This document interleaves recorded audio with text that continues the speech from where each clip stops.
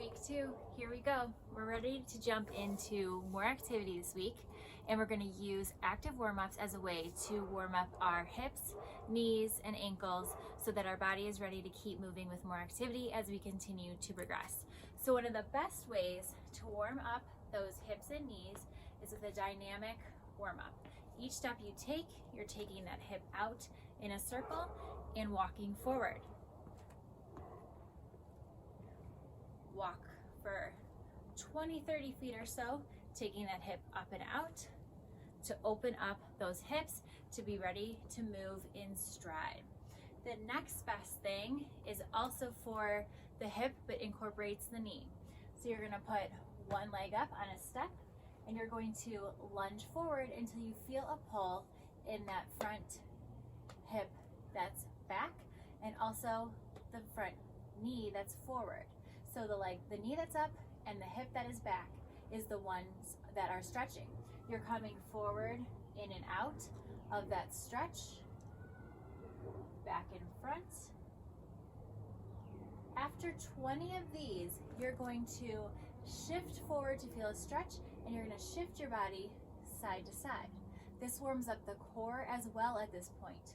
We're getting that lateral motion, and you'll feel a different pull in the hip and the knee as you do this. Again, 20 like this. After you do forward and back and side to side, you'll jump to that third motion. We're now addressing every single direction that the body could possibly move, forward and back, side to side, and rotationally, and this is going to help those muscles be ready to take on anything that comes your way throughout your walk and your run. So third portion, coming forward, you're going to twist. So that pivot point is around that hip that is back, and you are feeling that hip flexor tighten and tighten as it shifts left to right. So all those fibers are being stretched out.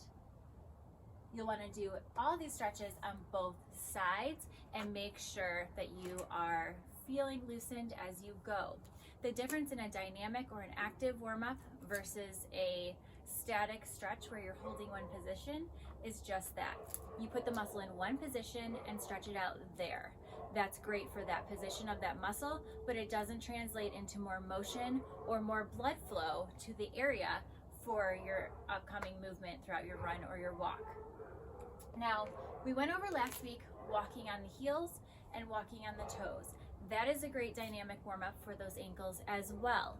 If you want something that's a little more challenging, you can take it up another level.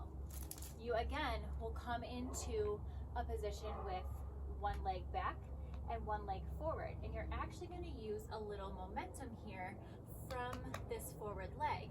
So again, you're coming forward, keeping that heel down, coming forward to pull on that calf, this one right here that's back, come forward about 20 times. Then you're going to go sideways,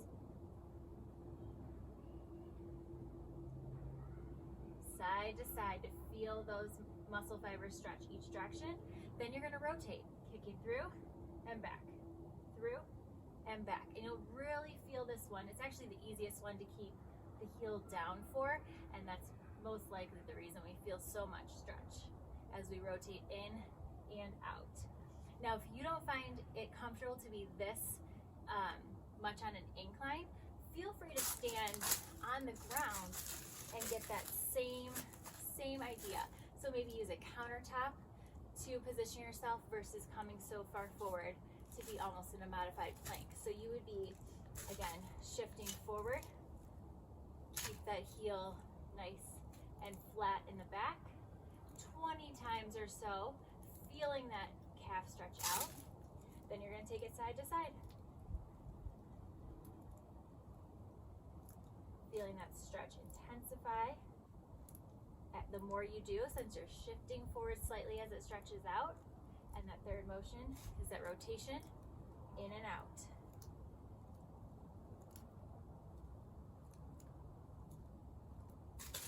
Good. So hips, knees, ankles have been addressed.